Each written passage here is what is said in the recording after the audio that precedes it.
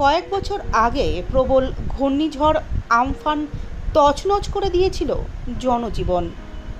বন্যায় ভেসেছিল হাওড়ার শ্যামপুর, ভেঙেছিল প্রচুর ঘরবাড়ি। হাওড়ার অন্যতম পর্যটন কেন্দ্র গাদিয়ারা একটি প্রান্তিক এলাকা। রূপনারায়ণ ও ভাগীরথী নদীর তীরবর্তী এই এলাকা স্বাভাবিকভাবেই ক্ষতিগ্রস্ত হয়েছিল। অতীতে গ্রাম বাংলার অন্যতম কালচার ছিল আটচালা কালচার। দিনের শেষে বিভিন্ন কাজ সেরে গ্রামের যুবকরা জমিয়ে রাখতেন আটচালা। চলত বিভিন্ন মানুষের খবর নেওয়া, একজন আরেকজনের সুখ দুঃখের ভাগিদার হতো। সেই আড্ডায় এসে জড়ো হতেন বয়স্করাও। রাত পর্যন্ত চলত সেই আড্ডা। কিন্তু এখন সেই আটচালা কালচার আর নেই বললেই চলে।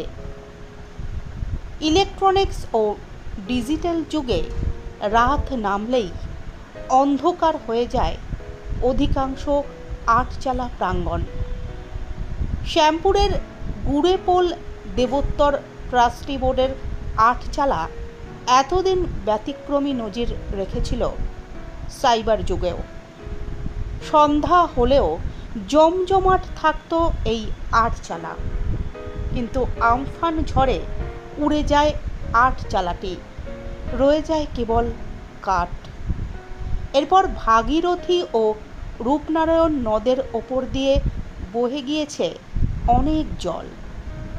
গ্রামবাসীদের একাংশ গ্রামের ঐতিহ্যবাহী আটচালাটি হারিয়ে মন খারাপ করেছিল। বিষয়টি নজরে আসে ট্রাস্টি বোর্ডের কর্তাদের। পরে সিদ্ধান্ত নেওয়া হয় আটচালাটি তৈরি করা হবে। গ্রামে ফিরে আসবে ঐতিহ্যের আটচালা কালচার। বুধবার কয়েক লক্ষ টাকা ব্যয়ে তৈরি আটচালার উদ্বোধন করেন শ্যামপুরের বিধায়ক কালীপদ মণ্ডল। শীতলা মনসা সহ বিভিন্ন দেবদেবীর মাঙ্গলিক আরতি করেন বেলুড়ের রামকৃষ্ণ মিশনের মহারাজ স্বামী ভক্তিব্রতানন্দ মহারাজ। ট্রাস্টি বোর্ডের সভাপতি অসিত বরণ সামন্ত জানিয়েছেন, গ্রামের আটচালাটি ছিল হেডকোয়ার্টার, একে অপরের সঙ্গে যোগাযোগের স্থল।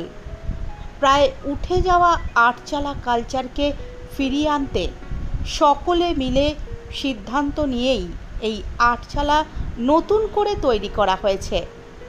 বলাই বাহুল্য, আমফানে হারিয়ে যাওয়া আটচালা ফিরে পেয়ে খুশি গ্রামবাসীরাও।